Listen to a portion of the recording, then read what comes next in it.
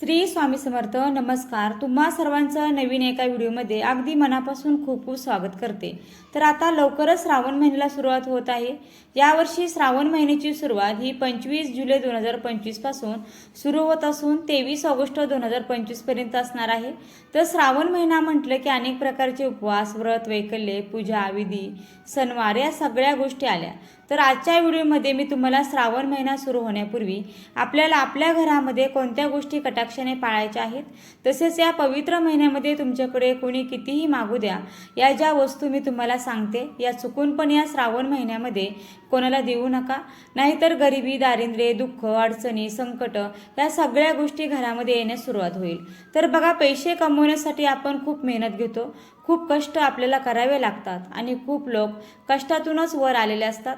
त्यांना आनंदाचे दिवस आलेले असतात. पण कधी कधी काय आपणच काही माहितीच्या अभावी आपल्याकडून काही चुका होऊन जातात आणि त्यामुळे आपण दुसऱ्यांना दोष देतो. हिचीच नजर लागली असेल, हिलाच माझं चांगलं सहन होत नाही. तर बघा, या पण गोष्टी असतातच. लोकांची नजर पण लागते, पण कधी कधी आपल्या पण काहीतरी चुका होतात. तर बरेच लोक सूर्यास्तानंतर बघा 6-6:30 वाजेनंतर काहीतरी वस्तू मागायला येतात आणि आपण एक मदत म्हणून देतो.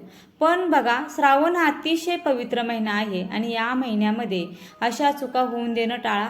चुकूनही काही वस्तू मी तुम्हाला सांगते त्या कोणालाही देऊ नका. या वस्तू जर तुम्ही दिल्या तर तुमच्या घरातील लक्ष्मी तुम्ही तुमच्या स्वतःच्या हाताने दुसऱ्यामध्ये देताय. तुमचं जे चांगलं नशीब आहे ते तुम्ही स्वतःच्या हाताने दुसऱ्याच्या हातामध्ये देताय, असा त्याचा अर्थ होतो. आणि बघा, हा महिना आहे ना, जेवढं आपण म्हणतो की श्रावण महिन्यामध्ये चातुर्मासामध्ये जेवढं तुम्ही पुण्यकर्म कराल तेवढं तुम्हाला चांगलं त्याचं फळ मिळतं. इच्छित फळ आपल्याला मिळवून घेता येतं. आणि त्याचप्रमाणे या श्रावण महिन्यामध्ये जर तुम्ही चुका केल्या ना, तर त्याचे वाईट फळसुद्धा आपल्याला भोगावे लागतात.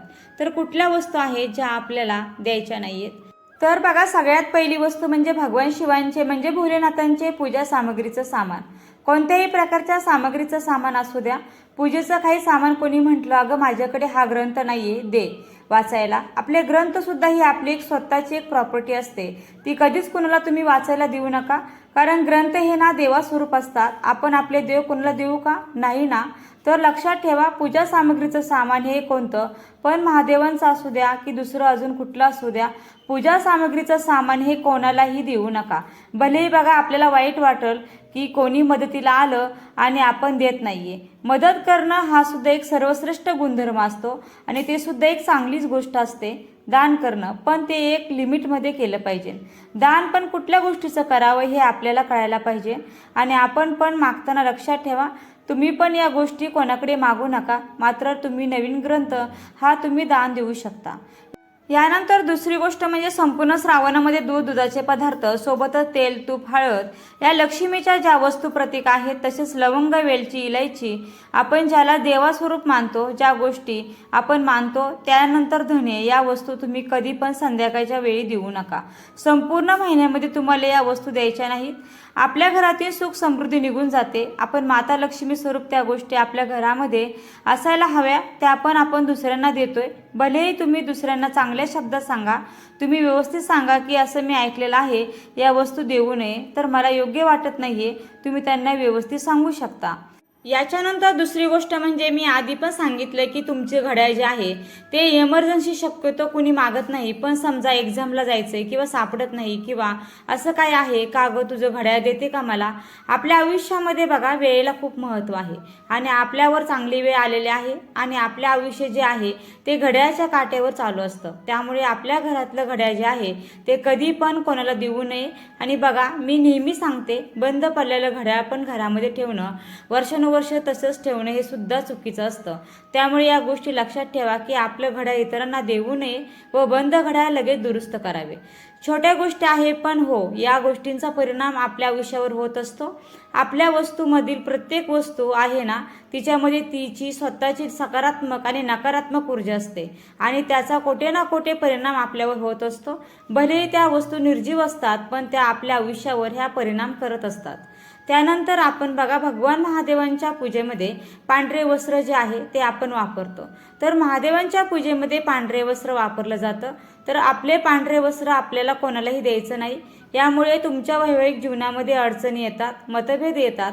पांढरे वस्त्र तुम्ही दान करू शकता, पण बघा कोणाला तरी आपली वस्तू थोड्या वेळासाठी देणं हे वेगळं आणि दान करणं हे वेगळं. तुम्ही पांढऱ्या वस्तू ज्या आहेत ना त्या तुम्ही दान जे आहे ते तुम्ही करू शकतात. म्हणजे तुम्ही विकत घेऊन दिलं किंवा तुम्हाला एखादी वस्तू तुमच्याकडे आहे, कपडे तुम्हाला वापरायची नाही तर ती धुवून स्वच्छ मग दुसऱ्यांना तुम्ही द्यायची आहे. पण आपल्या वापरातली, रोजच्या वापरातली वस्तू थोड्या वेळासाठी कोणाला देणं हे चुकीचं आहे. असे पांढरे वस्त्र जे आहे तर ते कोणालाही द्यायचं नाहीये. यानंतर श्रावणामध्ये तुम्ही काळे कपडे दान करू नका. तुमच्यासोबत अघटित घटना घडू शकतात. काळे वस्त्र हे महादेवांना म्हणजेच कुठल्याही देवांना ते चालत नाही आणि श्रावणामध्ये तर काळे कपडे चुकून दान करू नका आणि घालू देखील नका. यानंतर महत्त्वाचं म्हणजे बऱ्याचशा स्त्रिया पुरुष हे करतात ते म्हणजे कोणालाही पैसे उधार देऊ नका.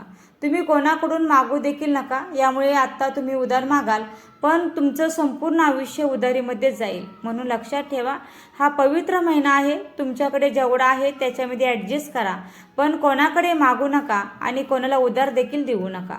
कारण या पवित्र महिन्यामध्ये आपल्याकडची लक्ष्मी आपण दुसऱ्याकडे देतोय हे अगदी चुकीचं आहे. म्हणून या पवित्र महिन्यामध्ये आपल्याला पवित्र गोष्टीच करायच्या आहेत.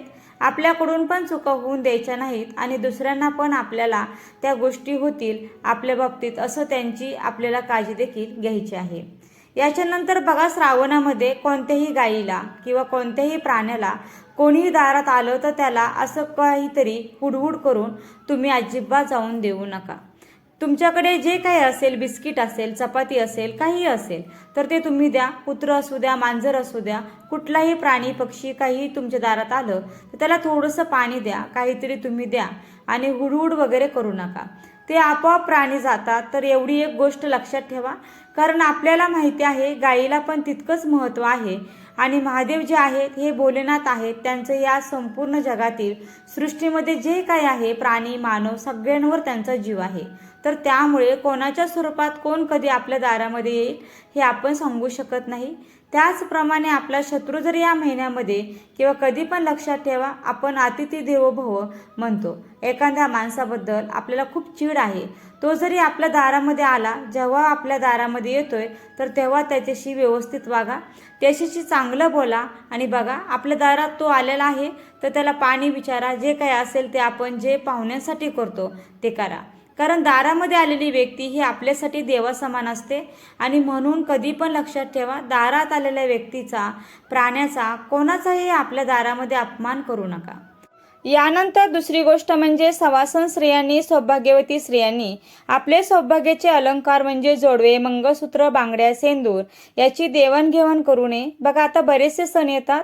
श्रावण महिना सुरू झाला की सगळे सणवार येत असतात. तर या चातुर्मासामध्ये सुद्धा लक्षात ठेवा, आपल्या बांगड्या, सेंदूर हे जे आपण सौभाग्याचे अलंकार म्हणतो हे महिलांनो कृपा करून देऊ नका. आपले मैत्रीण असेल, बहिणीला आपण म्हणतो की घे ग, छान दिसेल, तुझ्या याच्यावर सूट होईल, ते सूट होईल, पण असं करू नका. बाकी इतर गोष्टी तुम्ही शेअर करा, पण आपलं मंगळसूत्र, जोडवे, सेंदूर वगैरे बांगड्या या वस्तू तुम्ही देऊ नका. आपण बघा देवीला शृंगाराचे दागिने आपण अर्पण करतो, ओटी भरतो. ते ओटीला काय एवढं महत्त्व आहे, त्या दागिन्यांना काय एवढं महत्त्व आहे, कारण ते सवासन स्त्रीचे एक प्रतीक मानलं जातं आणि ते आपण दुसऱ्यासोबत शेअर करतोय. तर असं प्लीज बिलकुल करू नका. याचे वाईट परिणाम आपल्याला आपल्या आयुष्यात हे भोगावे लागतात. तर बघा, या अगदी छोट्या छोट्या गोष्टी होत्या. या व्यतिरिक्त पण काही असतील ज्या तुम्हाला माहिती असतील तर लक्षात ठेवा, फक्त ज्या वस्तू लक्ष्मी स्वरूप असतात, देवांच्या देवांसारखं आपण त्यांना मानतो, अशा गोष्टींचं देवाणघेवाण आपल्याला या महिन्यामध्ये, या चातुर्मासात, श्रावणात आपल्याला अजिबात करायचं नाहीये. तर बघा, ही एक अतिशय महत्त्वाची माहिती मला तुमच्यापर्यंत पोहोचवायची होती. माहिती तुम्हाला आवडली असेल तर व्हिडिओला नक्की लाईक करा, शेअर करा. आपल्या चॅनलवर तुम्ही नवीन असाल तर सबस्क्राईब करा. व्हिडिओ शेवटपर्यंत पाहिल्याबद्दल अगदी मनापासून खूप खूप आभारी आहे. धन्यवाद. श्री स्वामी समर्थ. जय जय स्वामी समर्थ. रामकृष्ण हरी. जय जय रामकृष्ण हरी.